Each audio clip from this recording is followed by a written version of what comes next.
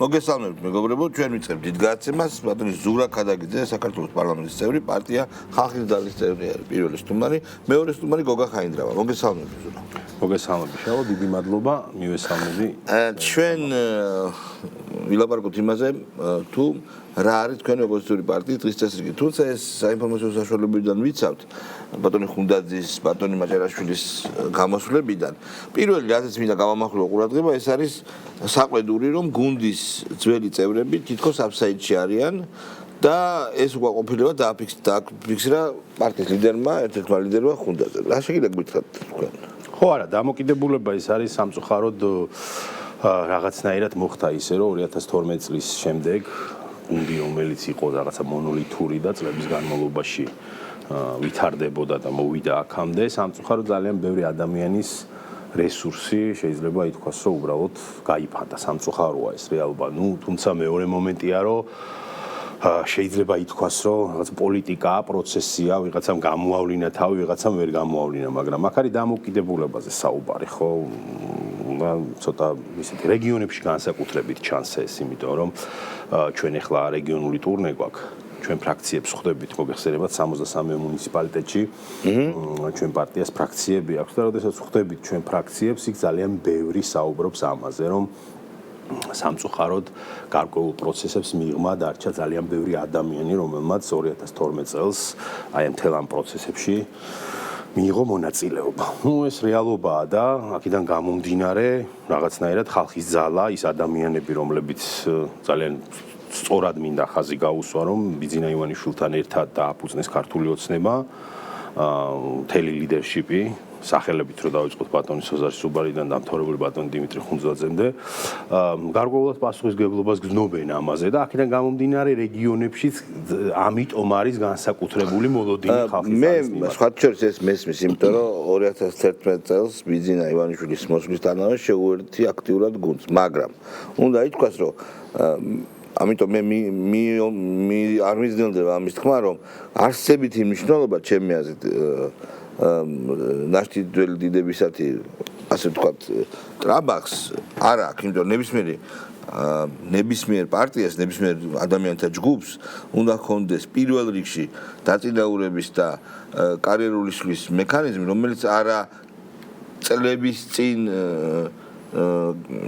ნამსახურებაზე უნდა იყოს, არამედ ნიჭზე და უნარზე. თუმცა მათიც მესმის, ვინც მართლაც როცა იყო ტერორის წლები არ უშინდებოდა ამას. სახსნაირის უნდა იყოს. კი, არა, რა თქმა უნდა, რაღაცა შუალედი ბალანსი უნდა იყოს დაცული და ჩვენ ყოველთვის გვაქვს ეს ისევ რეგიონებს შევეხები, როცა ჩავდივართ ჩვენ განსაკუთრებული აქცენტით ვსაუბრობთ იმას, რომ სწორედ ის არის განსაკუთრებული მოტივი, რომ რეალურად ჩვენ ოპოზიციური პარტია ცვლით იმ პარადიგმას, რაც არის ახმადი, ეს საშინელი სიტყვა, მე ძალიან არ მომწონს, რაც იყო ტრენდად რაღაცა საზოგადოებაში ესე დაფუძნებული, რომელზეც ჩვენ არაერთხელ გვიხუმრია, რომ ანუ თუ ხო არ ესროლე, თუ არ გალანძღე, თუ საბოტაჟი არ მოაწყვე და თუ რაღაცა მოლოტოვის კოქტეილი არ გააკეთე, ოპოზიციური, ანუ განსხვავებული აზრის გამოთქმის რაღაცა ლეგიტიმური უფლება არ გაქვს. ასე ითვლება სამწუხაროდ, მაგრამ ასე არ არის რეალობა, გაცილებით სხვაგვარია, პარლამენტშიც ძალიან საკმაოდ ესეთი ხისტი დამოკიდებულება გვაქვს ხოლმე გარკვეულ საკითხებზე, რომელ საკითხებზეც ხშირად ჩვენ ვაჟღერებთ და ვცდილობთ, რომ რამენაირად რაღაცნაირად ეს ტონუსი არ დაუვარდეს ხელისუფლებას და რაღაცნაირად პრობლემა იმაშია, რომ უამრავი რამ აქვს გასაკრიტიკებელი ხელისუფლებას, მაგრამ პრობლემა რაშია, იცი რომ თვითცენზორი რატომ აქვს? მე აბსოლუტურად გულახდად გეუბნებით მეგობრებო, იმიტომ რომ მე რომ დავიწყო ან ნებისმიერმა ქართული ოცნების ხარდამჭერმა და პროპაგანდისტმა მაგალითად მე რომ დავიწყო კრიტიკა, ხო? განცდა მაქვს, რომ შეიძლება ამით ვიღაცას დავეხმარო, ნაძირავას. ეს თვითცენზურის განცდა. ამიტომ სანამ ველზე ეს ბაქტერიები არის, ხელი მეშლება თვითონ მე და ძალიან ბევრ ადამიანს, რომ კრიტიკა იყოს. ჩვენ გვყავს დაუძინებელი მტერი ამ ოპოზიციის, ეგრეთ წოდებული ოპოზიციის სახით. თავარი მონაპოვარი რაც არის ქართული ოცნების, ეს არის სტაბილურობა, მშვიდობა. ეს არის უდაო თავარი მონოპოლარი უდიდესი მადლობა მათ ამისთვის და რაღაცნაირად არ მინდა რომ თუნდაც ჩემი აზრით სამართლიანი კრიტიკის გამო რაღაცნაირად ხელი შეუწყო ნებსით უნებლიეთ და უნებლიეთ აი ამ ბაქტერიებს. ხო, არა. არის ხო ეს მომენტი? არ არის ეს მომენტი და გეტყვით რატო. აბა, როდესაც არსებობს არგუმენტირებული კრიტიკა, როდესაც არსებობს ობიექტური აზრი, თქვენ შეიძლება იმდენად იყოთ ჩართული გარკვეულ საკითხში, რომ რაღაცნაირად გარშემო ველი იყოს იმდენად დაძაბული, რომ სწორად რაღაც საკითხებს თქვა ვერ აფასებდეთ. ეს ჩვეულებრივი მოვლენა.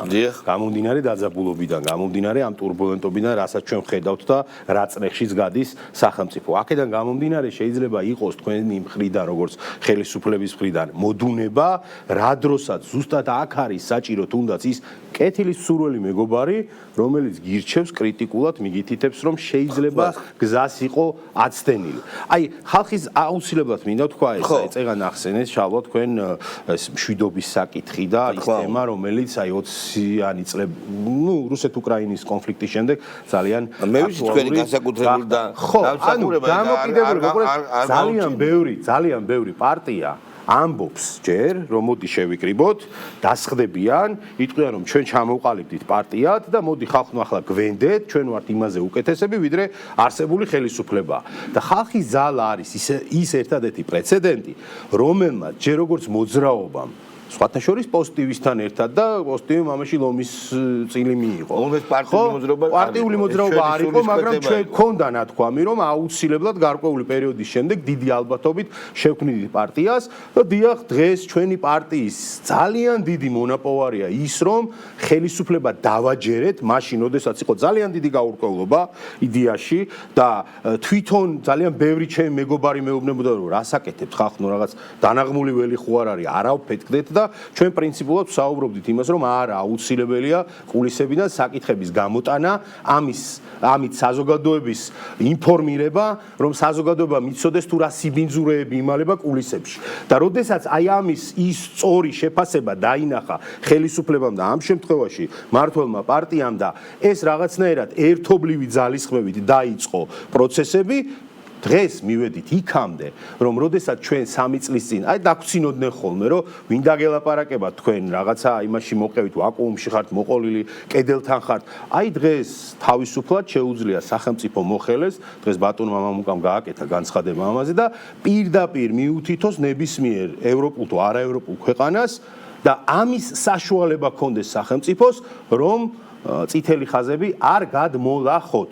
ანუ ეს ყველაფერი ამაში ძალიან დიდი წვლილი აქვს შეტანილი ხალხის ძალას, როგორც მოძრაობას და დღეს ამაყად ვსაუბრობთ იმიტომ, რომ ჩვენ არ ყოფილვართ ჯერ პარტია და შემდეგ არ დაგვიმტკიცებია ეს. ჩვენ ჯერ დავიწყეთ, ჩვენს ტანზე გადავიარეთ, ჩვენმა ოჯახებმა გაიარეს ის ბულინგი და საშინელება, თქვენს ძალიან კარგად იცით, თუ რა მდგომარეობაში ვიყავით. ძალიან ბევრი ადამიანი, ძალიან ბევრი მაღალჩინოსანი თუ დაბალჩინოსანი მნიშვნელობა არ აქვს, გაურკვეველ ვითარებაში იყო. დიახ, ჩვენ ავიღეთ ეს პასუხისმგებლობა, გავიტანეთ ბოლომდე და დღევანდლამდე მოვედით. აქედან გამომდინარე, ჩვენი პრეტენზიაც კი, რომ ჩვენ უნდა ვიყოთ ის კორექტული ოპოზიცია, რომელმაც ტონუსში უნდა ამყოფოს ხელისუფლება, ლეგიტიმური უფლებაც გვაქვს ამის. ფასებზე ვისაუბროთ, თქვენ არ დაუჭირეთ ხარით თქვენმა წარმომადგენლებმა ფასების შემსწავლელი კომისიის დასკვნას. კი ბატონო. რატომ არ დაუჭირეთ? პირველ რიგში იქიდან გამომდინარე, რომ აბსოლუტურად ალბათ სხვა მოლოდინი იყო შექმნილი და რეალურად დასკვნა გამოვიდა ისეთი, რომ არის შეიძლება ითქვას უდაოდ კარგი ნაშრომი. პრობლემის გამოქვეყნებული თუა. ბატონო? გამოქვეყნებული თუა თუ იცით, გამოქვეყნდა მე ვერ ვიპოვე ინტერნეტში და არა არის დევს კი. ანუ უყურეთ როგორი რაღაცა რომ იდეაში აღმოჩნდა რომ ჩემი მოდი სუბიექტურად ვისაუბრებ და არ ვისაუბრებ თქვა პარტიის მოლოდინზე. ჩემი როგორც ერთი რიგითი მოქალაქის სუბიექტური მოლოდინი იყო რომ ამ დასკვნის შემდეგ ჩვენ ვნახავდით კონკრეტულ მექანიზმებს თუ რა ნაბიჯებს დაგეგმავდა და გადადგამდა სახელმწიფო რა ვნახეთ. აი განცხადებები, რეკომენდაციები, ამიტომ საუბრობ, უყურეთ. სუპერმარკეტების განცხადებები ვნახეთ. არა, ძალიან კარგია ეს. ეს ძალიან კარგია, მაგრამ უშველის კი ეს ყველაფერს კონკრეტულად. ხო და უყურეთ, მოლოდინი იყო სხვა, ჩემთვის სუბიექტისთვის, ერთი სუბიექტისთვის აბსოლუტურად სხვა რეკომენდაცია და დასკვნა, როდესაც ვნახე, მე შემიძლია გითხრათ, რომ იდენტიფიცირება მოხდა უნიკალურად, ძალიან კარგად პრობლემის, მაგრამ პრობლემის გადაჭრის გზებს ვერ ვხედავ, ან ბუნდოვანია. და მე მინდა დამოკიდებულება, ჩემ დამოკიდებულებას დავამთავრებ, უყურეთ, მე ძალიან მინდა, რომ ამ დასკვნის საფუძველზე ხელისუფლებამ გამონახოს ისეთი მექანიზმები, როდესაც შემდეგ ჯერზე დამპატიჟებთ და მოვალ თქვენ გადაცემაში, თქვა რომ ბოდიში ბატონო შალვა, ბოდიში საზოგადოებას, არა, ბოდიშ მოსახლეები არაფერი არ იქნება, მაგრამ მე სხვა რამეს ვამბობ. აი თქვენ როგორ გაიგეთ დასკვნა? მე დასკვნა არა მაქვს საკითხული, სამწუხაროდ ვერ ვიპოვე, ჩემი პრობლემაა, მაგრამ და განცხადებებიდან გამომდინარე გამოვიტანე. რა არის თქვენი აზრით მთავარი პრობლემა? თქვენ ხო თქვით რომ ეხლა თავი კარგად აღწერილი და პრობლემის არც თავარი პრობლემა პირველი თავარი პრობლემა რაც მე სხვათა შორის წინა სესიაზეც გავაჟღერე ერთ-ერთი სამსახურის შექმნის დროს მე ეს ძალიან გამოვყავი და ვთქვი რომ პირველი პრობლემა ალბათ და ყველაზე მთავარი საზრუნავი ესეც უნდა იყოს რომ ადგილობრივი მწარმოებლების ხელშეწყობა უნდა ხდებოდეს ნებსით თუ უნებლიეთ სამწუხაროდ ჩვენთან ჩამოყალიბდა ისე რომ აღქმა გვაქვს თავისუფალი ბაზრის და ვხედავთ ჩვენ 5-6 კომპანიას რომელიც არის გიგანტი კი ისინი გვიმტკიცებენ ამას ისინი გვიმტკიცებენ ამას რომ ვენდუქის ეკონომიკაში ვარ ჩვენ ისინი გვიმტკიცებენ ამას დამამთავრებელი ისინი გვიმტკიცებენ ამას რომ ჩვენ არაფერ შუაში არა ვართ ერთმანეთს არ უთანხმდებით მაგრამ საბოლოო ჯამში მე მაგალითად ფარმაცევტულ კომპანიებს ერთ-ერთ ხდომაზე მომიწია ჯდომა და მე პირდაპირ ვუთხარი ეს რომ იმ მომენტში ვნახე როგორ შეიძლება რომ ერთი თეთრი სხვაობაც კი არ იყოს ერთი და იგივე პროდუქცია როდესაც თქვენს ანალოგიური პროდუქტი კონდეთ ერთ ფასში და ძალიან ბევრი ასეთი პრობლემა არსებობს. ამიტომ ვსაუბრობ, უყურეთ,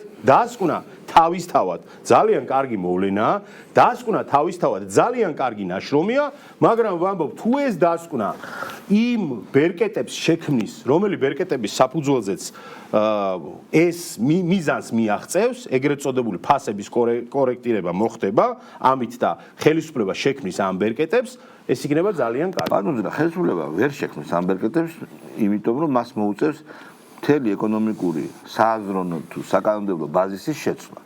ჩვენ ვართ მენდუგიძის ეკონომიკის ველური ბაზრის პირობებში. ამიტომ ვიღებთ doing business-ში ჩვენ კარგ ადგილებს, იმიტომ რომ არ ელევა ეკონომიკაში სახელმწიფო. ამას თვალებისთვის ხوار გვაძლევენ ამ რეიტინგებს. ჩემი აზრით, ამიტომაც იზრდება ასე კარგად ეკონომიკა. თუმცა იქ რა თქმა უნდა ეს არარეგულირებად ეკონომიკაში კარტელური განიგებების პრობლემა არის. ამიტომ მეც რიტორიკულად არ ვსვამ, თქვენ კი არ გისვათ შეკითხვას. სანამ ეს სოციალისტური არ გახდება, ცუდი გაგევით რომ არა, მე ძალიან მესმის რასაც ევროპულ სოციალისტური ის რეგულაციები როგორც არის ევროპაში. მაშინ არანაირი ფასების შემცირება და მით უმეტეს ახლა იანვარში დაიწყო ხო ეს ლაპარაკი ხო? კი ბატონო. და იანვრიდან დღემდე გაძვირდა ბევრი პროდუქტი ხო? ხო ვიცით ეს? შესაბამისად ეს ვერ მოხდება თუ ძირეულად ეკონომიკური საფუძველი არ შეიცვალა. თუ არ გავსოციალიზდით. ცუდი გაგებით არ ვამბობ. არა, ძალიან სწორი გაგებით ამბობ. მე ყოველთვის ვამბობ ამას, რომ ისეთი პატარა ქვეყანა ჩვენი თუნდაც როგორი ეკონომიკური ისტორია რო ავიღოთ რაღაცა თავის გამოცდილებით, თავისი საკადრო თუ რაღაცა ისტორიული მეხსიერებით, ბუნებით, ხასიათით, მენტალობით. ჩვენარი ქვეყანაში, სადაც დაზღვევა არ აქვს, დამზღვევი არ არის სახელმწიფო, ძალიან რთულია თავისუფალი ბაზრის პირობებში, როდესაც უკაცრავად ხა არ მინდა თემა ძალიან გადავიტანოთ, მაგრამ 80-90-იან წლებში ეს პირველადი დაფთიანება რომ მოყვა, საიდან მოყვა ხო ყველამ კარგად ვიცით. აი მაგ დროს ესა გამილიონერებული ბიზნესმენი, რომელსაც აბსოლუტურად ყველაფერი ფარმაცევტული პირობითად ვამბობ ამასაც ეხა ფარმაცევტული ქარხანაც აქვს, აფთიაქიც აქვს, საავადმყოფოც აქვს, დაზღვევაც აქვს. ბატონი დიმიტრის თქმის არ იყოს ეხა ერთი უკაცრავად და მისაკლია რაღაც დამგზალავი ბიურო და აბსოლუტურად ფულ პაკეტი ქონია ადამიანს, რომ მე მოვერევი, აი ხვა გუშინ გამოვიჩეკე ბიზნესმენად, ორი თეთრი ვიშოვე და მინდა ამ ბიზნესში ხო, მაგრამ არა გაქვთ ეგეთი სახელმწიფო, არც გქონიათ არასდროს. როგორი სახელმწიფო? აი როგორც თქვენ ბრძანებთ, რომ სახელმწიფო უნდა ჩაერიოს. ეგეთ სახელმწიფო ჩვენ არ დამოკიდებულებაა, ხო ეს მე ამას ვსაუბრობ, უყურეთ, სოციალიზმი თქვენ როდესაც ამბობთ, თქვენ როდესაც ამბობთ, რომ აი ვთქვათ, სოციალიზმი და უკაცრავ სხვანაირად არ გაიგოთ. აბსოლუტურად ჯერ მე არ ვიგებ სხვანაირად. მე ვსაუბრობ კომპონენტებს, აქ უნდა იყოს წილობრივად, გარკვეულად რაღაცა მუნიციპალური რაღაცა ინსტიტუცია, ქალაქის ინსტიტუცია, სახელმწიფოს მხრიდან მხარდაჭერილი რაღაცა ფინანსური ინსტრუმენტი. ანუ უყურეთ, როდესაც თამასა იწევა იქამდე რომ შენ პირველ რიგში კონკურენტებთან დალაგება კი არ დაგჭირდება, სახელმწიფოს უნდა აჯობო გამომდინარე თავისი რესურსებიდან, ანუ სოციალურ რაღაცა იმას მორალს ხსნი აქ, ხო? ანუ ამ შემთხვევაში შეგვიძლია გადავდგათ სწორი ნაბიჯები და აქ არ არის საუბარი და მე ვხვდები თქვენ რასაც ამბობთ, რაღაცა კომუნიზმზე და რაღაცა ახლა სოციალური ის შექმნათ. სახელმწიფო ჩამოაყალიბა. შემიძლია ვთქვათ, რომ ან საბჭოთა კავშირი უნდა ქონდეს, ან აველური ამერიკა. შუაში ეს პროექტები აქეთ-იქით იხრება. გარდა ამისა, ისიც ვიცით, მაგალითად ევროპის მთელი რიგი ქვეყნების, მაგალითად ნორვეგიის კეთილდღეობა, რაზე იყო დაფუძნებული და ასე. მაგრამ ეგ სხვა გარჩევა. მე თქვენ გეთანხმებით, ხელისუფლებას უნდა მოეთხოვოს არა კონკრეტულად ამ ფასების შემცირების საკითხი, არამედ ჩამოყალიბება ეკონომიკურ მოდელზე. როდესაც შენ არ გაქვს მარეგულირებელი ორგანოები, როდესაც ჩემთან გასაოცრად ანტიმონოპოლიური სამსახურს არ ეკითხები არაფერს.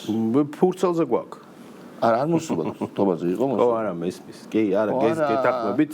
რადგან ამაში ეგეთი ანტიმონოპოლიური სამსახური? ხო, არ ჭირდება, რა. კი ბატონო. ან მართალიც არის, მე მომწონს ეს, მე მარჯვენა მიდგომა, მე ძალიან მომწონს ეს. თუმცა ეს დილემაა, ხვდები, ეს მე გადაწყვიტო. ეს დილემა. მაშინ ბუნებრივია მართლაც უნდა შეიკრიბოს ერი თუ ბერი, წარდგეს პროგრამით და უნდა უთხრათ, მაგრამ მეორეს მხრივ ეტატისტური დამოკიდებულება, აი მაგალითად კიტრი, ხო? და პამიდორი. არ მოდის გენაცვალე საქართველოს იმდენი კიტრი, პამიდორი, ხორცი, რომ ეყოს ქართული. აი რო არ მოდის რა ვქნათ. ხვდებით რა პრობლემებია? მესმის. ანუ დავუშვათ თქვენ ეტატისტურად ბაჟი გაუზარდეთ ხო რაღაცა პროდუქტებს და მაინც რთულია ესა, იმიტომ რომ არ არის იმდენი ჯერ ერთი. მაინც გაძვირდება. ძალიან რთული პრობლემაა, მოკლედ. არა, პრობლემა სერიოზულია, უყურეთ, პრობლემა სერიოზულია, ამიტომ ამბობ, რომ თეორიის დონეზე ჩვენ შეგვიძლია ნებისმიერი ნაშრომი შევქმნათ. თეორიის დონეზე აი ეს პრობლემის იდენტიფიცირება, რაც მოხდა კომისიამ, რაც მოახდინა, ეს არის ძალიან კარგად, სწორად. ამას ვსაუბრობ, უყურეთ, აი ცნობილი ამბავია რა, კინოკრიტიკოსი არის უნივერსალური რაღაცა შეფასების თვალსაზრისით, მაგრამ კამერა რომ ისე 90% კინოს ვერ გადაიღებს. ანუ თეორია შეიძლება დაწერო შენ უნიკალური თავის იდენტიფიცირებით, მაგრამ იქ თუ შენ არ მოაყოლე ძალიან სწორი, კონკრეტული, გათვლადი, თავისი ინდიკატორებით, გარკვეული ბიზნესის გარკვეული შეზღუდვებითაც, ესე ვთქვათ, ამერიკის შეერთებულ შტატებში 20-იან წლებში იყო ველური ბიზნესი და ხალხი მუშათა კლასი ძალიან იჩაგრებოდა და შეეშინა რევოლუციის და იქ უკვე პროფკავშირები შექმნეს და პროფკავშირებმა გაუწია წინააღმდეგობა სერიოზული. ასევე თუ ჩვენ ვлабობ ფასების სახელმწიფო რეგულირებაზე, ასევე შეიძლება იყოს ბიზნესის გარკვეული შეზღუდვის ელემენტებიც. ანუ ჰიბრიდული არ გამოვა თქო მაგას გეუბნებით და თქვენაც ესე ფიქრობთ, ხო? არა, მე ასე ვფიქრობ და ამიტომ გეუბნებით, რომ ჰიბრიდული შეიძლება არ გამოვიდეს, მაგრამ ჩემი მთავარი დამოკიდებულება ამ კონკრეტულ მოცემულ შემთხვევაში, დღევანდელობაში არის ის, რომ სახელმწიფომ კონკრეტული მიმართულებით დაიწყოს მუშაობა. ახლა ძალიან ბევრი საშუალება, ანუ ფინანსური ინსტიტუცია შექმნას, ანტიმონოპოლიური კანონი გაამკაცროს, შეუზღუდოს მაგალითად პროფილური, ანუ ძალიან მარტივია, უყურეთ, ერთ კომპანიას არ უნდა კონდეს ბანკები შეზღუდოს, ბანკებიც უნდა შეზღუდოს და არ უნდა კონდეს ქარხანაც, დისტრიბუციაც, რიტეილიც და აი ეხლა არ გამოვა. არ გამოვა, აი ძალიან რთული. ჩვენ თუ ნაბიჯს არ გადავდგავთ, ეგ არასდროს არ გამოვა. ბიზნეს ინსტინქტი დავრჩებით რაღაც ბელეტრისტიკის დონეზე, ვიტყვით რომ პრობლემა, ყველა ვთანხმდებით რომ პრობლემა, ხელისუფლებაც ამბობს, პარლამენტი ყველა ვამბობთ, რომ ეს არის პრობლემა, ეს არის თითეული მოქალაქის ტკივილი. მაგრამ თუ დავრჩებით ამ რაღაცა თეორიის დონეზე, ვიქნებით თეორიის დონეზე, მაგრამ რა ვიცი, აი მე ისე ვიტოვებ იმედს, წეღანდელი თქმის არ იყოს, რომ ბოდიშსაც მოვიხდით, თუ კი ეს დასკვნა რაღაცა იმგზასიპოვნის ძალიან მალე მოყვა ბიზნესის განცხადებები. და განცხადებები კარგი იყო, სხვა შეს, ნუ დაუკარგავთ ბიზნეს ამ ინიციატივას, მაგრამ რამდენად ხანგრძლივი იქნება ეს და იმიტომ როგორც კი ბიზნესმენი დაინახავს რომ საშუალება აქვს, საშუალება არ გადაიხადოს. სხვა მხრიდან სხვა ჯიბეში გადაიტანოს. სხვა პროდუქტი გააძვიროს. ბატონო. გადაათამაშებს ეს ბიზნესის ინსტინქტის დონეზე აქვს ფულის შოვნა, ხო? ამას ბიზნესს.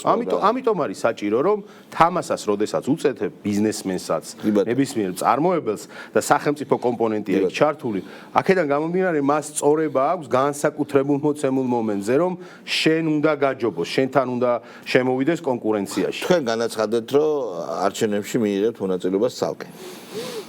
ნახოთ. თუ არ გაგიცხადებიათ, განაცხადეთ მე. ბატონო. რას ნიშნავს ეს? ანუ რატო იყო არჩევნებამდე ასე ადრე ეს განცხადება? ჯერ ადრეა ხო არჩევნებამდე? არა, იცით რა არის? არჩევნებზე ახლა ამ ეტაპზე ჩვენ ნამდვილად არ ვფიქრობთ, არანაირი მოცემულობა არ მოასწავლებს რაღაც force majeure-ს არჩევნების თვალსაზრისით. უბრალოდ ჩვენ დავიწყეთ რეგიონული ტურნე, ჩვენ დავიწყეთ რეგიონული ოფისების მომზადებაც კი. ჩავდივართ ხვდებით ჩვენს ფრაქციებს, ამომრჩევლებსაც და ვსაუბრობთ იმაზე, რომ მოცემულ მომენტში მოვა ეს პერიოდიც გავა ძალიან მალე და ჩვენ უნდა ჩამოვყალიბოთ რეგიონული ინფრასტრუქტურა, პარტიული აპარატი, უნდა ჩამოვყალიბოთ ის სწორი ვერტიკალი, რომელიც სწორი ვერტიკალიც ამ არჩევნების თვალსაზრისით ჯერ ინფრასტრუქტურულად პარტიას ჩამოაყალიბებს და შემდეგ გადავალთ იმ აქტიურ პერიოდზე, რომელ პერიოდზეც, უბრალოდ თქვენ განაცხადეთ, რომ ეს პარტია დამოუკიდებელია, ეს პარტია არის უკვე სუბიექტი, ის მარტო მიიღებს არჩევნებში მონაწილეობას, თავის პრობლემებს თავად წყვეტს და ასე შემდეგ. ალბათ ეს განცხადება ამას ვაცხადებთ ყოველთვის. ხოლო რაც შეეხება ხა კონკრეტულ გადაწყვეტილებას, რომ ჩვენ ასეთი ფორმაციით, ამას თავის დრო აქვს, როდესაც ამის დრო მოვა და არჩევნების რაღაც წინა საარჩევნო პერიოდში შევალთ, არჩევნების წელი დაიწყება, შემდეგ უკვე ამის პრეზენტაციას შემდეგ მოვახდენთ. ასე რომ წინასწარ რა აზრი აქვს წინასწარ ეგ მე მგონი თქვა რომ არც ერთი პარტიის სიაში არ გავნივთებით, თორე კოალიციაში შეიძლება ვიყოთ თუ დაახლოებით ესე თქვი. კი ბატონო. ეხლა მე კიდევ ერთი საკითხი საერთაშორისო ამბები მაინტერესებს. ნუ სრულად გაუგებარი იყო ზელენსკის მოძრაობა ჩვენი მიმართულებით. ადამიანს რომელსაც დასანქცირებული ყავს ყველა ბიძინა ივანიშვილი ყავს პირველ რიგში დასანქცირებული. დავამთავროთ და დავიწყოთ ბიძინა ივანიშვილი. მარტო ეგ კვარა. ანუ როგორ უყურებს ჩვენს ქვეყანას და კი ბატონო. მე მგონი იმასთან ამ სანქციის მოხსნამდე არანაირი საუბარს ადრე არ არის. ჩემი აზრი თუ გაინტერესებთ, გეთანხმებით, მაგ ლოგიკაში მოვყვებით. კონკრეტულად, როგორც ჩვენ გვაქვს დამოკიდებულება, უყურეთ, არსებობს რაღაცა გარკვეული წითელი ზღვარი, აი თუნდაც ოკუპანტს ესაუბრებიან დეოკუპაციაზე და შემდეგ პარტნიორობაზე. და სუვერენული ქვეყანაც და მე დარწმუნებული ვარ და ამის სურვილი მაქვს, რომ ეს პირველი კონტაქტი, როდესაც მოხდა ქალბატონ მინისტრთანაც, პირველი კონტაქტი იქნებოდა ამაზე, რომ ჯერ ეს წითელი გამოიჩინეთ. აბარა, რა თქმა უნდა. კეთილინებაც არა, გამოიჩინეთ, გონება დაგვანახეთ. სხვა მხრივ საუბარი უკვე უთანასწოროა.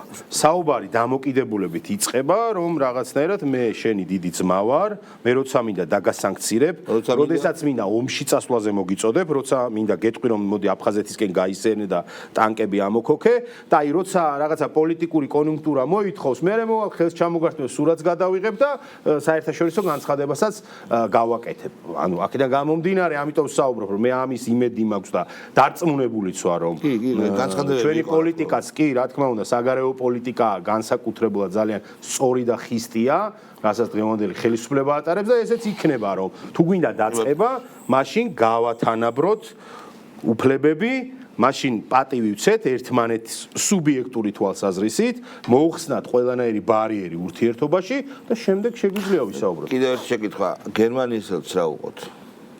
ხო, ნუ გერმანიის ელჩი არის განსაკუთრებული მოვლენა და მე სულ მგონია რომ რაღაცა კომპლექსები აწუხებს მაგას. პირადი. არაპირად რაღაც ისტორიულით შეიძლება ხა ცოტა ისე არ მივიდეს. კანთარიაც ქვეყანა. გამომივიდეს. კანთარიაც ქვეყანა. ხო, თან ბოლო პერიოდში ჩვენი ლეგენდარული ხვიჩა კვარაცხელია რომ ხელო ბაიას ბალაშიკოს. ხვიჩა კვარაცხელია რომ ალიანს არენა აიღო. არ გავს ფეგურის ბალაშიკს, მაგრამ შეუძლებელია ეს კაცი ჩადის. არსა და ვენის კონვენციის როგორი უხეში დარღვევა, იცი აი კაცი ლამის პირადად დგება ბარიკადებზე რა, ნუ ეს რა, ეგეთებიც ხომ ნახეთ ჩვენ, შეუძლებელია რა. ყველაფერი იკადრეს. კატასტროფა. სამწუხაროდ ეს არის რომ მე ყველაზე მეტად მგონია რომ ბრიუსელს ადრე თუ გვიან და უკვე ეთყობა იმიტომ რომ იდეაში ხედავს რომ კავკასიაში პოზიციებს კარგავს, გავლენებს უფრო სწორად პოზიციებს არა გავლენებს კარგავს კავკასიაში და აქედან გამომდინარე იყო ესეც სომხეთის მიმართულებით გააქტიურებული რაღაც ახალი ევროპული ცენტრის გაჩენა და რაღაც შუა დერეფანზე საუბარი ჯერ ხო ეგ სასაცილოა სულ რომ ყველაფერს დავანებოთ რუკას რომ დაყედო მიხვდები რომ საქართველოს გარეშე შუა დერეფანი ფიზიკურად წარმოუდგენელია სომხეთს რომელსაც არ ზღვაზე აქვს გასავლელი და თურქეთთან აზერბაიჯანი ნუ მოკლედ ძალიან ბევრი პრობლემები აქვს მისი ცენტრად წარმოჩენა რას ემსახურებოდა და სად მივდივარ რომ ბრიუსელს ადრე თუ გვიან მოუწევს რომ ეს ყველაფერი აღიაროს და ადრე თუ გვიან მოუწევს ნალაპარაკებით უკან წაიღოს უკან წაიღოს კი აუცილებლად იმიტომ რომ ეხლა ჩვენ ხომ ძალიან კარგად ვიცით დღევანდელი ელჩიც ევროკავშირის ელჩიც და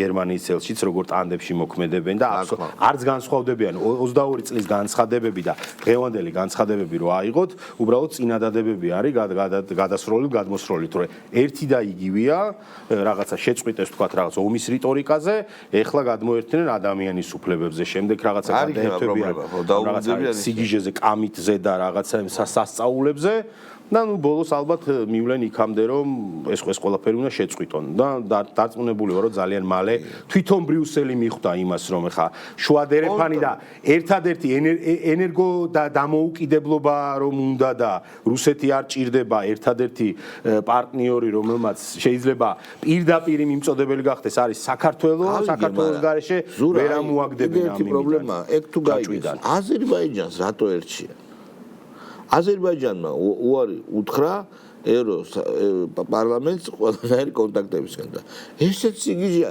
კალასი იყო ხო შემდეგ ნახევარსაათში რო ჩაფრინდა ალიევთან გავიგე მაგრამ სომხეთთან უნდა ყველაფრის გაკეთება არც იქიდან ზღვაზეა გასავლელი არც აქეთ ზღვაზე არის გასასვლელი ენერგორესურსები იქით არის და რა ეგეც სიგიჟეა რა უბრალოდ რა ჩვენ ხომ მწვანე დერეფანი დავიწყეთ ეს ცნობილი ბუქარესტის ხელმოწერა რომ გავაკეთეთ ანუ ენერგო აგრძელებენ მაგ ურთიერთობს ანუ ანალოგიურია იგივე რომ დავაბრუნოთ ეხლა რა უნდა თქვა ამ საქართველოს რას ერჩიან როდესაც ამ ხელა მილიარდიანი პროექტები მუშაობს იგივეა მაქსიმალურად ცდილობენ რომ ბერკეტები მოიპოვონ ხო მაგრამ აზერბაიჯანს რატო ეჩხუბებიან მათ ყველაზე მთავარ პარტნიორს ხო და მაგაზია საუბარი. სიგიჟეა. თან ყველაზე მთავარი ის არის რომ აზერბაიჯანს აღიარებენ როგორც მთავარ პარტნიორს, თან დიქტატორს ეძახიან იმ მდგომარეობამდე მიიყვანეს ალიევი რომ ჩვენზე ხისტი განცხადება გააკეთა.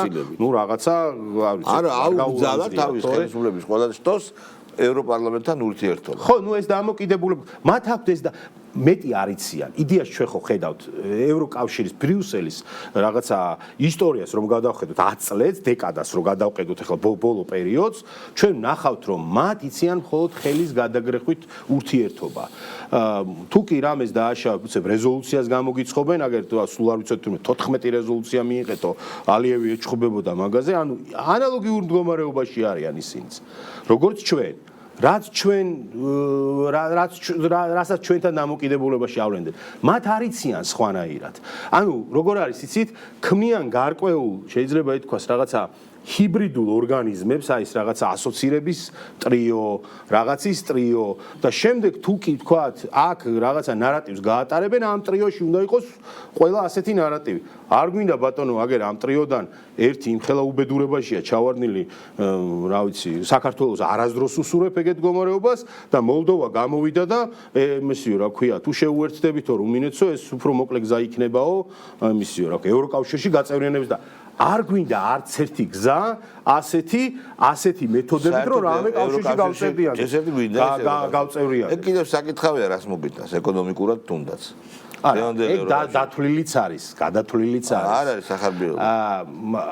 დღევანდელობიდან გამომდინარე, ჩემი აზრით თუ გაინტერესებთ, დღევანდელობიდან გამომდინარე არ უნდა ვისაუბროთ, გამომდინარე ომიდან, გამომდინარე ამერიკის და ევროპის ურთიერთობიდან. არაფერი მუდმივი არ არის. და გამომდინარე და მე მაქვს ამბიცია, მე არა, ზოგადად ჩვენი ისტორიის რაღაც შემყურე, რომ თავისუფლად უთხრათ ყველას, რომ ევროპა აქ არის იდეაში და ყველანაირი ევროპული იდეა იწყებოდა საქართველოსგან. ახლა მართლა ბრიუსელი რაღაცნაირად ჩვენ რაღაც საკითხებს არ უნდა გვიწყვეტდეს. სამწუხაროდ წლები იყო, როდესაც მართლა თითის გასაცნობაზე ზურა ქადაგიძე იყო ჩვენ განაცემის სტუმარი პარტია ხალხის ზალის მადლობა პარლამენტის წევრი ყოველთვის მოგიწევთ ხოლმე დიდი სიხარულით გოგა ხანძრას ველოდებით ცირე პაუზის შემდეგ მივესალმებით ჩვენს მუდმივ სტუმარს შეიძლება ითქვას გოგა ხანძრას მოგესალმებით გოგა აი ევროკავშირზე და ჩვენს ევროპერსპექტივაზე ვსაუბრობ და ევროპერსპექტივას სრულად ახალი გადააზრება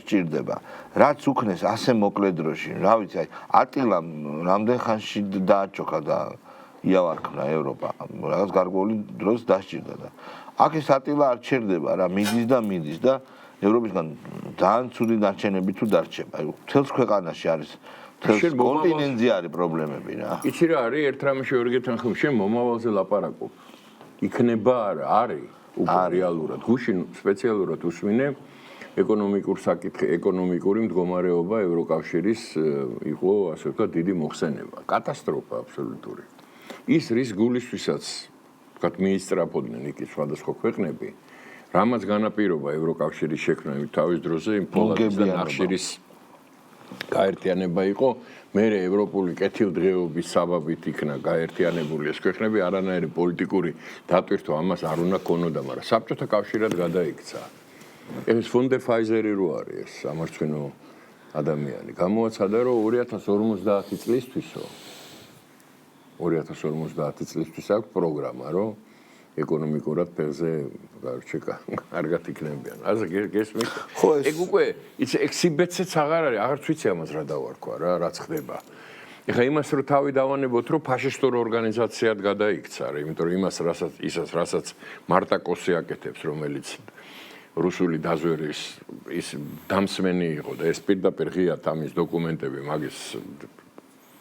მაგის სამშობლოში გამოქვეყნებულია და ყველა მიცის ვთქვათ ეს იუნკევიჩიანის ფაშისტი პირდაპირ იუნკევიჩიანი არის ფაშისტი ჩამოყალიბებული როგორც იყვნენ მისი ბაბუა მამა როდესაც მეორე მსოფლიო ომის დროს იქ მე რიგაში რო ვიყავი არ დამოვიწყდება არასოდეს რა ეს წელიწად ნახევარი ცხოვრობდი იქ მახსოვს იმაში რა ფესტივალის დირექტორი ვიყავი იქა ხო მე მაგ ნანახი SS-ის ისა რა ქვია მარში კი არის SSL-ების მარში ისევე როგორც ლიტვაში ლვოვშიც არის გაიგე როდესაც აი ამ დღეებში რაღაცა მაისის დღეებში ისინი გამოდიან იმ ძველი SS-ის იმეებით რა ქვია სიმბოლიკით და ეს ვერ მოესწრო ალბათ ამან გარბაჩოვს მოუსწრო ამ ლიუნკევიჩიანემ და გარბაჩოვის პარტიაში შეყო თავი რა ისევე როგორც კუბილიუსი არის თავდაცვის მინისტრი ევროკავშირის ხო რა იმ კომიტეტის თავმჯდომარეა თავდაცვის და უშიშროების ხო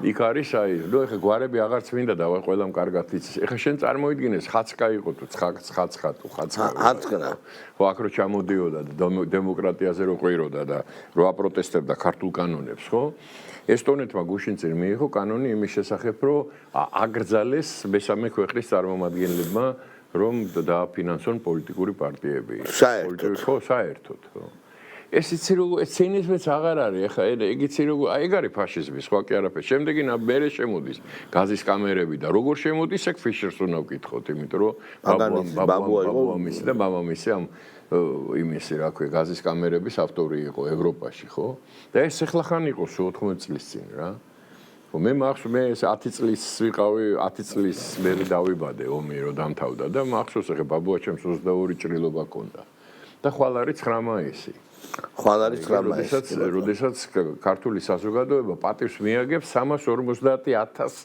ქართველ კაცს რომელმაც თავი დადო მეორე მსოფლიო ომში არა თავისი სამშობლოს დასაცავად იმიტომ საქართველოში გერმანელები არ შემოსულან ნაცისტები არამედ ევროპა დაიცვა და ნაციზმი სხვა ის ქვეყნები რომელიც მაშინ იყვნენ საბჭოთა კავშირის წევრები დღეს აღარ არიან და დამოუკიდებელი ქვეყნები არიან და შემდეგ ხო ამიტომ როგორც მინიმუმ ნასახი რო კონდეს ადამიანობის ღირსებისა ეს აი ამ იუნკევიჩიანებზე ვიძახი რა ფერზე უნდა დადგე როდესაც ქართველებზე ლაპარაკობ პატივისცემით და ღირსები და მადლობა უნდა თქვა რომ დღეს ბაბუაშენი და მამაშენი და შენი ოჯახის წევრები გაზის კამერაში არ არიან დამრჩვალი რა, იმიტომ რომ ქართველებმა ამის გულისთვის დავიდადეს.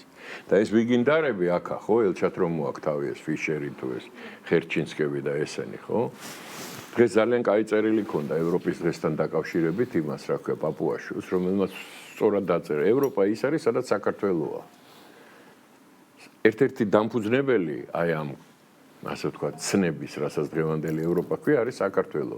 ჩვენ ვიყავით აი პირდაპირ ზღუდე იმ უამრავი, ასე ვთქვათ, ძალისხმევის და იმ ძალმომრევობის, რომელიც მოედინებოდა ევროპისკენ და ბოლომდე ერთგული ვიყავით ყოველთვის ჩვენი. ხო და სამწუხაროდ საპირისპიროდ არაფერს არ ვღებულობდით. არც ერთ ეტაპზე აღარ ვლაპარაკობ სულხან-საბას თქვათ მოგზაურობაზე. არც ერთ ეტაპზე არასოდეს არ დაგვეხვარენ იქიდან, არასოდეს. მაშინ, როდესაც ჩვენ ყველა თითქმის ყველა წინააღმდეგობაში ღებულობდით მოხდა. გავიხსენოთ ეს ინგლისის ღალატი, ინგლისელების ღალატი, როცა ინგლისელებს საფრთხე ლაპა ინგლისელებს ინგლისის ღალატი უკვე მამაჩემი ხელს არ ართმევდა მაგათ. მამაჩემი ჩინეთში დაიბადა, გაიზარდა. დიახ. და ინგლისელებს ხელს არ ართმევდა. მე სულ მიკვირდა ადრე რა, პატარა სანამ ვიყავი, ნუ ეხლა ჯერ მაშინ ინგლისელები საქართველოში სად იყვნენ, მაგრამ ნუ ასე თუ ისე მწერალთა კავშირის წევრი იყო რუსეთში, მაშინ საბჭოთა კავშირში რაღაცა, ნუ რაღაც ურთიერთობები იყო, მაგრამ ნუ დამოკიდებულებიდან მახსოვს რა, რომ ინგლისელებს ხელს არ ართმევდა. და ეხლა მივხვდი რატო. თუ გავითვალისწინებ ჩინეთის, ინდოეთის და ასე ვთქვათ აფრიკის გამოცდილებას, ხო? და შევხედავ ამ ეგრეთ წოდებულ ცივილიზებულ სამყაროს, რომელიც ტელევიზიაში ხარ, რომელიც ინგლისელებმა და ხო, დაასანქცირეს, ხო? თუნდაც აი პორნოლიბერალურ სამყაროს თუ გავითვალისწინებ და კიდე ერთი სულ მინდავა გავახსენო ხოლმე რა, რეზოლუციებს რომ მიიღებენ, სანამ რეზოლუციებს მიიღებენ, გაიხსენონ რომ ბრიუსელში 1960 წლამდე იყო ადამიანების ზოოპარკი. აგერ მაგ ფოტო მაგ ზოოპარკის და ბავშვები ყავდათ იმაში, რა ქვია, გალიებში, ოჯახები, ხო. ამიტომ იქ ლაპარაკი რაღაცა ადამიანის უფლებებზე და რაღაცა ფასეულობებზე, ეგ ელაპარაკონ ერთმანეთს, აი იუნკევიჩიანესთან რომ დაждდებიან ეს ფიშერი, ხერჩინსკი და იმათმა ერთმანეთში ელაპარაკონ. თორე რას ნიშნავს ადამიანის უფლებები და რას ნიშნავს ღირსება, სახელმწიფოებრივი ხედვა, მოქალაქეები და ასე შემდეგ, ეგ არის 1918 წლის კონსტიტუციაში ნახონ საქართველოში რა და ნახავენ, ხო? 60 წლამდე სხვა ფერის ადამიანებს არჩევნებში მონაწილეობის უფლება არ ჰქონდა და ქალებსაც არ ჰქონდა სხვათა შორის ამერიკის შეერთებულ შტატებში, ხო და იქ სკამები ეწერა თეთრებისთვის, შავებისთვის, ტრანსპორტი იყო თეთრებისთვის, შავებისთვის. არა, ტრანსპორტი იყო, საფიფარეში ხო დიდხანს იყო საერთოდ. კაი ფილმია სხვათა შორის ამასთან დაკავშირებით. მათემატიკოს ქალზე. კევინ კოსტნერი თამაშობს, ძალიან საინტერესო. მათემატიკოს ქალზე. ხო და მე მინდა ამიტომ ეს ყველაფერი გაიხსენონ ამათმა რა, ჩვენ რო გველაპარაკებია. მადლობა ღმერთს, დღეს ჩვენ იმ სახელმწიფოთ ვიქეცით, სადაც მოქალაქეებს აქვთ შესაძლებლობა, მყარი, საფუძველი რომ ამაზე ხმამაღლა ილაპარაკონ, მე მაგალითად, ხო, რომელსაც ახლა იქ ქოქოლას მაღრიან მე იქიდან და 4 ქვეყნით დასანქცირებული ვარ, ხო? და ძალიან მიხარია, მე ამაყება რომ 4 ქვეყანამ აი ამ თავის პორნოლიბერალურ ქვეყანამ რომ უკრაინამაც დამასანქცირა და ბალტიისპირეთმაც და ამერიკის შეერთებულ შტატებმაც. ხო და ძალიან კარგია მე ამაყება ეხა და ჩემ შვილიშვილს თუ რამეს მოუყვები, ამას მოუყვები რომ ამ ქვეყნებმა აი იმ დროს დამასანქცირეს, მაშინ როდესაც ეს ქვეყანა ფეხზე დადგა. როდესაც ამ ქვეყანამ იგრძნო რას ნიშნავს ღირსება, სახელმწიფოებრივი. ხო აი მთელი საზოგადოება გრძნობს ამას. კი ბატონო, ზელენსკის გამოხტომაზე მინდა. არა, ზელენსკიზე ლაპარაკისა, ეგ არის ბოროტი მასხარა. ეგ არის ადამიანი, რომელსაც ანათემას გადასცემს უკრაინელი ხალხი დრომოვა. ძალიან მაგარი. იმიტომ რომ ის მიზან მიმართულად ანგრევს და ანადგურებს ერთს, რომელთანაც არანაირი კავშირი არ აქვს. უბრალოდ იქ დაიბადა. მთელი თავისი, თქვათ, კარიერა აწყო რუსეთში და დასცინოდა უკრაინა, საქართველოსაც სხვადასხვა. და ძირითადად უკრაინელებს დასცინოდა. ამიტომ არანაირი კავშირი მაგას უკრაინელებთან არ აქვს. მაგას აქვს დავალება, რომ ეს ქვეყანა დაანგრიოს და შეწიროს აი იმ პორნოლიბერალური მსოფლიოს ინტერესებს, რომლებსაც მოინდომეს რუსების დასუსტება აი ამ უკრაინელების სიკვდილის ხარჯზე. ხო და ეგეც ხდება და ეს მე მინდა გითხრა რომ ძალიან სახიფათო ვითარებაა მსოფლიოში. განსხვავება საგარეო საქმეთა სამინისტროსი რუსეთის არის საგანგაშო. ხვალინდელ დღეზე, ხო? საერთოდ, არა მარტო ხვალინდელ დღეზე, არამედ საერთოდ, ხო? კიევიდან მოუწოდეს რომ გაიყვანონ საელჩოები. დაუკავშირეს ხვალინდელ დღეს. ხო. და ნუ ეხლა როგორც დავინახეთ, ხო, არანაირი ეს არც გააჩე, ეს სპეციალურად იზამს ამას, იმიტომ რომ ეს კიევში უკრაინის ცხოვრებას აღარ აპირებს, ეს ბოროტი მასხარა. რუსეთს ძალიან შეუსუსტა პოზიციები, თუმცა რუსეთშიც არის შიდა პრობლემები და პუტინს აქვს შიდა პრობლემები, იმიტომ რომ ეგ არის მითი იმისი, რა ქვია, უცხოური პრესის მითი, არანაირი პრობლემა. რუსეთს ომის დროს პრობლემები შიდა არასოდეს არ არ ომობს. არც როგორ არ ომობს, ომი მიდის ეხლა. გავარეთ ცარ დინასტიაში. არც ერთ ეტაპზე არასოდეს ისტორიაში რუსეთის არ ყოფილა, რომ რუსეთს ომის დროს ქონოდა შიდა სახელმწიფოებრივი პრობლემები. ეგეთ რამე არ არსებობს. ომის დროს ერი იკვრება როგორც არასდროს. ამის ასე ვთქვათ, მე იქიდან ვიცი რომ ეხლა უამრავი ახლობლები ამხანაგები ჩვენი მილიონი ქართველი ცხოვრობს იქ. იქ რა ხდება და როგორ ხდება ძალიან კარგად ვიცით. ამიტომ რომ არანაირი პრობლემები პუტინს არ აქვს. ეგ არის დიდი მითი, ეხლა ეს დიდი სიცრუის მანქანა, რომელიც მუშაობს და ცდილობს რომ ასე ვთქვათ, ისე დახატოს ვითარება როგორც უნდათ, ეგრე არ არის. კატასტროფაში არის ეს პორნოლიბერალური სამყარო და პირველ რიგში ის მაგათი ლიდერი ვინც არის, ეს ტრამპის მეთაურობით. კატასტროფაში არიან. ირანთან დაკავშირებით იყო უდიდესი შეცდომა. როგორ არ უნდა იცოდე წარსული, როგორ არ უნდა იცოდე მსოფლიოს ისტორია, რომ ირანთან ომი წამოიწყო რა. ირანი ერთ-ერთი მიდია არის რა, ყოფილი და კიროსის ქვეყანაა. იმის მერე სულ ომობს. არ არსებობს არც ერთი იმპერია, ვისთანაც ირანს არ ეომა. ხან იგებდნენ, ხან აგებენ, ხან ისე იყო, ხან ესე იყო, მაგრამ დღემდე მოაღწია ირანმა ტერიტორიას ვხედავთ, გავლენას ვხედავთ და 99 მილიონი ადამიანი, 13 მილიონი ადამიანი და იმ დღეს, როდესაც გამოაცხადეს, რომ თქვათ ის დაინგრა, აღარ არსებობს ირანი, მთავრობა აღარ არის, აღარც თვითმფრინავები ყავთ, აღარც გემები ყავთ, აღარ ჯარი ყავდა, საერთოდ ტრამპმა გამოაცხადა, რომ ომი მოიგო და თქვა, რომ თუ ეხლა მაგას არ დამიჯერებენ, რომ იქ ელექტროსადგურებს და ხიდებს დავანგრევო, 14 მილიონი ახალგაზრდამ დაწერა განცხადება და თქვა, რომ ჩვენ დავდგებით ხიდებზე იყო ეგ ამბავი 14 მილიონმა ქალები ბავშვები 11 მილიონმა განაცხადა რომ იმ სამხედრო სამსახურში მიგვიღეთო. როგორ არ უნდა იცოდე ისტორია, როგორ არ უნდა იცოდე ვინ არიან ირანელები, ხო, რა ქვეყანაა, რა ისტორია აქვს, რას წარმოადგენენ, ხო? ეხლა ყველა ქვეყანას სხვადასხვა ეტაპზე თავისი პრობლემები ქონდა. ეხლა ისლამური სახელმწიფო არის თუ როგორი სახელმწიფო, ეს მაგათი საქმეა, შიდა. ეგ შენ არავინ არ გეკითხება. ეხლა ამ კუნთებს რო ათამაშებ, ეს კუნთები უნდა გქონდეს და ამ კუნთების მაგივრად რეზინები რო გაქვს და არაფრის მაგნისი რო არ ხარ. გრენლანდია ხო აიღო? კანადაც მიიერთა, პანამის სრუტეც გაანთავისუფლა, მექსიკის ყურეც ამერიკულად გახადა. მადუროს წარმატება აქვს. ხო და აი მაგაშია საქმე რა, რომ უნდა იცოდე ვისთანა გაქვს საქმე, ხო? დღეს ეხლა ჩინეთში მიდიან იმის სათხოვრად, რომ ჩინეთმა ის რაღაცნაირად მოუგვაროს ეს ვითარება. ეს ბაქაბუქი, რომელიც ყოველდღე ვისმენ, კატასტროფაში არის ის ქვეყანა აბსოლუტურად. იმ ვითარებიდან რასაც მე უყურე, არ შეიძლება რომ დღეში 12 განცხადებას აკეთებდე, სხვადასხვა აბსოლუტურად ერთმანეთის გამოვრიცხავს რა. და დღეს ამერიკის სათავეში დგას ადამიანი, რომელიც ვერ აკონტროლებს თავის თავს, ამას ლაპარაკი არ უნდა. ამას ის პრესაც აბსოლუტურად აი სიცრუეზე აგებული პრესაც ვეღარ მალავს იმას, რაც ხდება, ხო უყურებთ, ხო ყოველ თან არ ჩერდება. ის თავისი რაღაცა გვერდი ევროპაში წაიკითხო ერთი რეებს. ევროპაში არანაკლები ეგეთი ხალხია. მე ვერ ვიტყოდი რომ რომელიმე საერთოდ ეხლა მაკრონი რო პრეზიდენტი იქნება წარმოიდგინე. ეხლა იმ დღეს უყურებდი რა, ერთი 20 წუთი ეხვეოდნენ ერთმანეთს აეროპორტში და რას კოცნიან ევროპის შეხვედრებზე ეს მთავრობის მეთაურები ერთმანეთს ეხლა თუ მაგისტრის ხდებიან მარტო სადღაც სხვაგან შეხვდნენ რა. ეხლა ეს გაუთავებელი ზასაობა რა, უბედურება, სადაც შეხვდებიან ერთმანეთს უნდა ნახო, ვერ აძრობენ ხო? შეხედე რა ხდება. ეხლა ეს დიდი ბლეფი იმის შესახებ, ეხლა ფონდერ ფაიზერი უნდა იყო, რომ გამოხვიდე, თქვა, რომ სასონხეთი უზრუნველყოფს ევროპის და აზიის. ხო, ნუ ეხლა ნუ ხო ეს იცირისთვის ეგ უკვე აღარც ვიცი ვისთვის ვისატყუებენ. გამოვიდა მეგერ ისა რა, ევროპარლამენტში შეხედე რა გამოსვლებია. მუხლებზე უნდა იდგე და ბოდიშებს იხდიდეო პირდაპირ იმას ფაიზერს მიმართა. ერთ-ერთმა პარლამენტა. მუხლებზე უნდა იდგე. როცა ფაიზერს ამ ფონდერ ლაიონს გულისხმობს. ხო, ფონდერ ფაიზერია, აბარა 40 მილიარდიან ხელშეკრულებას.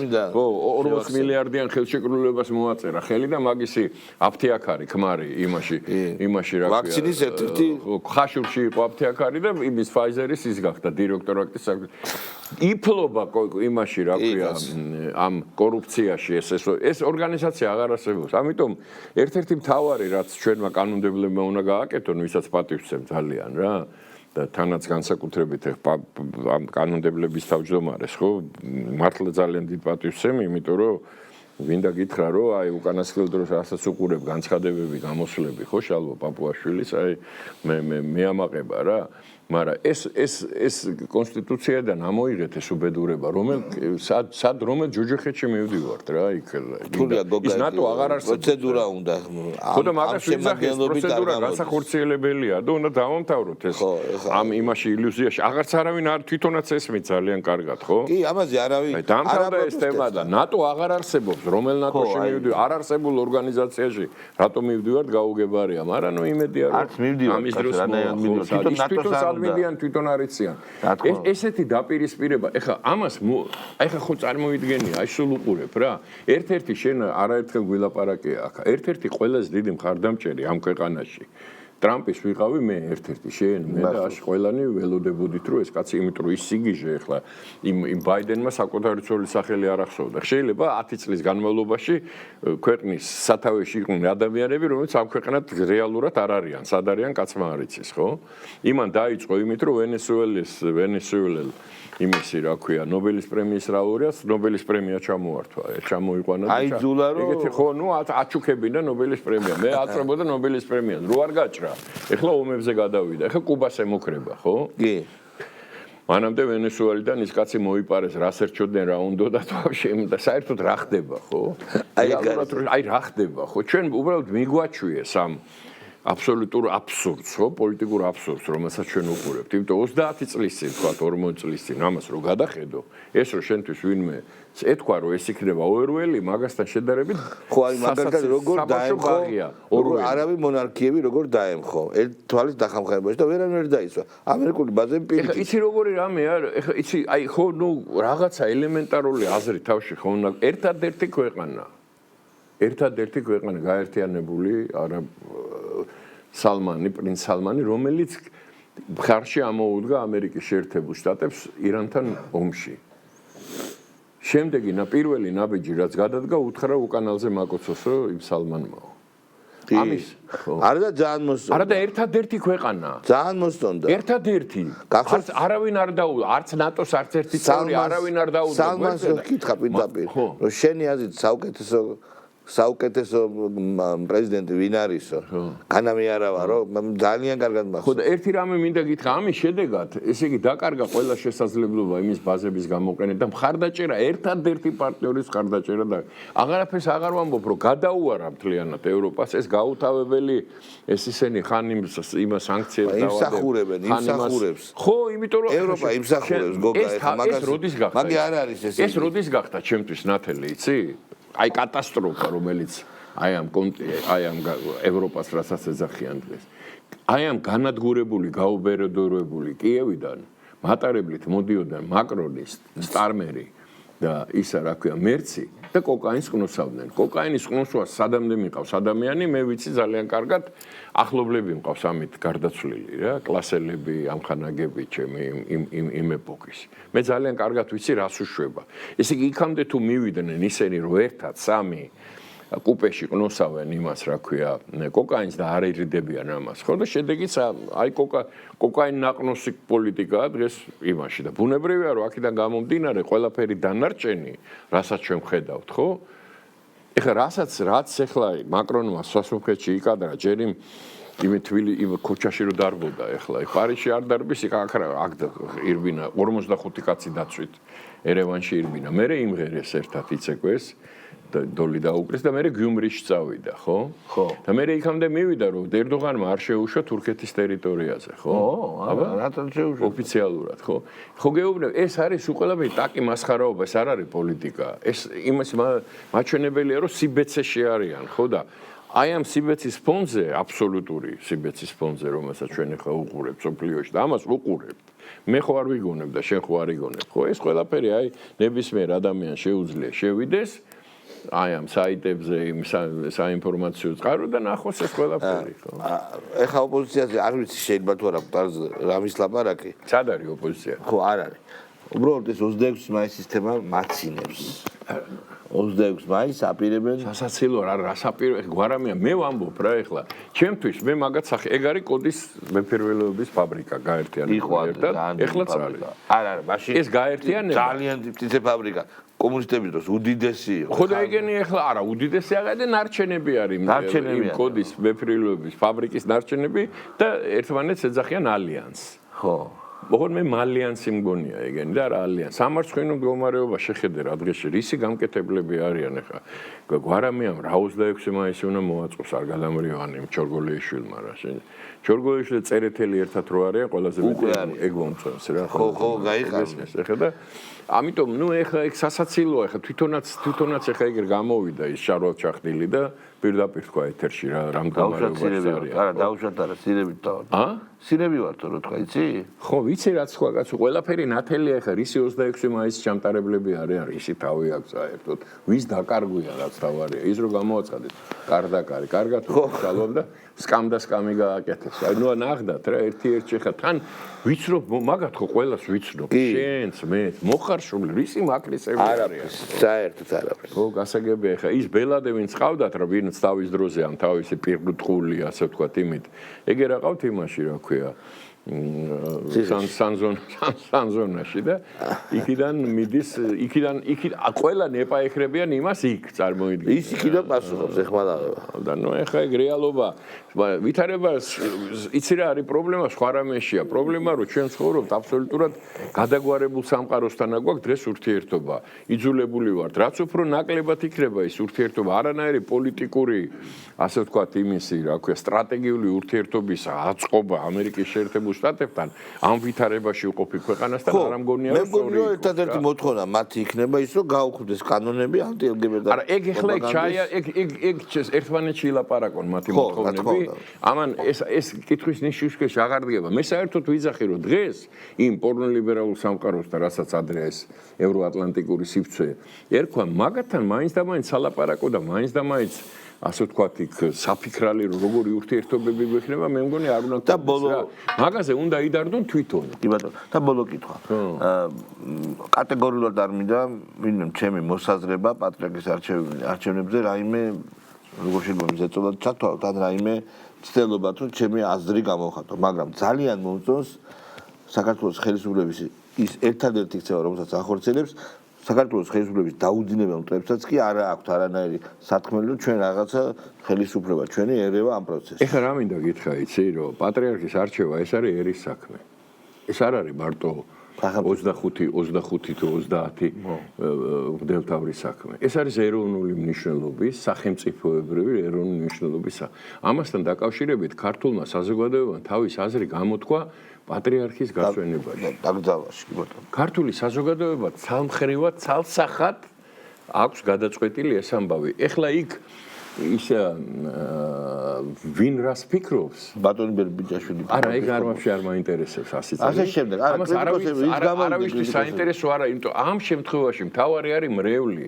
ეკლესია მრევლისთვის არის და არა მღვდელთავრებისთვის. მიუხედავად იმისა, რომ დიდ უმრავლესობას ძალიან დიდ პატივს სცემდა, ვთქვათ, ლოცვა კურთხევასაც ყოველთვის და ბუნებრივია რომ არ გულისხმობ არანაირად, ვთქვათ, მათთან რაიმე სახის, მაგრამ რაღაცა ნაწილი ჯგუფი, ხო, აი იმეების რა, ვინც არიან, ხო, იმის რა ქვია, ან ცილისწამებლების, იმიტომ რომ ადამიანი, რომელიც იტყვის, რომ მეუფე შიო, რომელმაც არც ერთი სიტყვა მთელი ამ დროის განმავლობაში, იმ ფონზე, როდესაც შეურაცხყოფას აყენებენ, ცილსწამებენ, ნუ აი არ იცი რა, არც ერთი სიტყვი არ უპასუხა არავის ღიმილის სიკეთის და კეთილი ქადაგების გარდა და პატივისცემის, უწმინდესის ხსოვნის, მისი დანატოვარის, ქართული მართლმადიდებელი სამოციქულო ეკლესიაში და ქართული მრევლის. სხვა არაფერი გაუკეთეთ. უკვე ეს ფაქტი არის საკმარისი იმისთვის, რომ ყველასთვის ნათელი იყოს, ვინ არის მომავალი პატრიარქი საქართველოს მართლმადიდებელი ეკლესიის. კითხვის ნიშნები ამასთან დაკავშირებით 11-ში უბრალოდ მოხდება ამის დადასტურება. ყველაფერი დანარჩენმა ჩაიარა უკვე და მე ისე ვიმეორებ იმ ქვეყანაში სადაც 2,5 მილიონი ადამიანი ესეთი სიყვარულით, ესეთი პატივისცემით, ესეთი ერთგულებით მოეფერება თავის მამამთავარს, ხო? პატრიარქს, რომელმაც თავისი ნებით დატოვა თავისი მემკვიდრე. 9 წლის განმავლობაში უყურა და ისე წავიდა, რომ დატოვა იკითხვის ნიშნები ბერბიჭაშვილები რას ფიქრობენ? ეგ აღარავის აღარ არის. იბატონო, როგორც მადლობა, ჩვენი სტუმარი, ჩვენი მეგობარი გოგა ხაინდრავა, გახდა ჩვენ მომდევნო პარასკევს შევხვდებით ერთმანეთს.